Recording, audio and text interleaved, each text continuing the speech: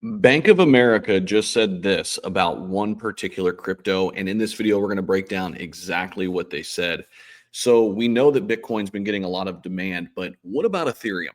Ethereum's sitting at $3,000. It should be somewhere between 4,500, 5K, maybe even 6K, given where Bitcoin has went.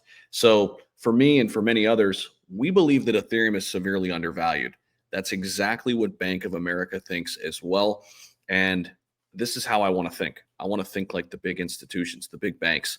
And in this video, I want to break down exactly what Bank of America is saying right now about ETH that you guys need to know. So go ahead and hit the like button for us, subscribe if you haven't already, and definitely share your thoughts down below, guys, because this certainly piqued my interest, and I want to share with you guys exactly what Bank of America is saying right now. So it says here, Ethereum is emerging as a top contender for stablecoin-based investors as the Bank of America launches a new weekly research, basically a newsletter for digital assets. And in their first edition, it was all about ETH.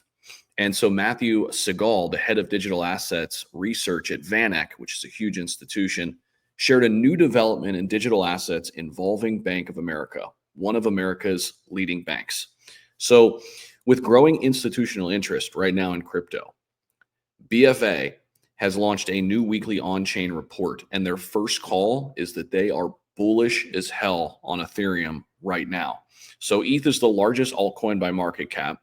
It's not really had its moment yet this cycle, but we're starting to see some of that capital that's went into Bitcoin slowly but surely move into Ethereum. And I think right now is a really good time to try to front run the next big wave that could be ETH.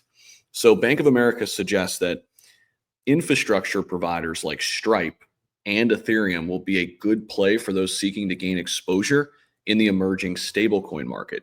So we're still awaiting the Genius Act to be fully passed. This is going to allow stablecoins to be utilized in the United States by the big banks, by the big institutions.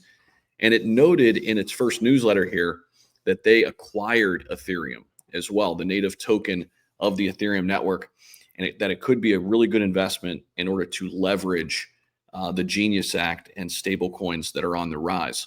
So without a doubt, the stablecoin market is attracting a ton of institutional interest.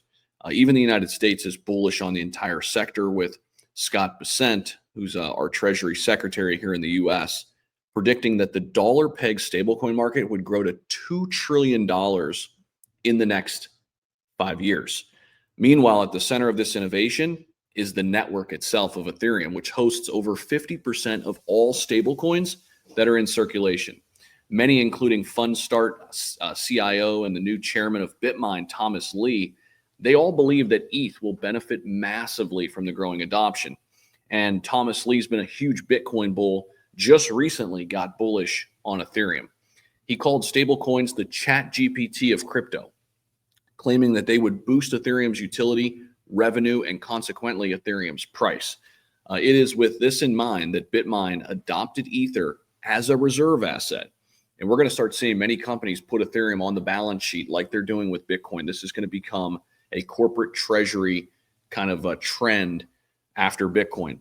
Nonetheless, the stablecoin sector is sharing the scene with fast-growing tokenization sector as well, which BlackRock CEO Larry Fink predicted could 4,000x in the future.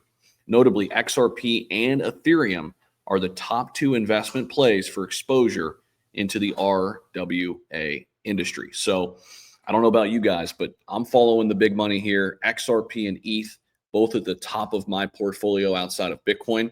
And I'm super excited about where this could be heading next. Let me know your guys' thoughts down below in the comment section. Don't forget to like and subscribe so you see these videos more. We'll see you.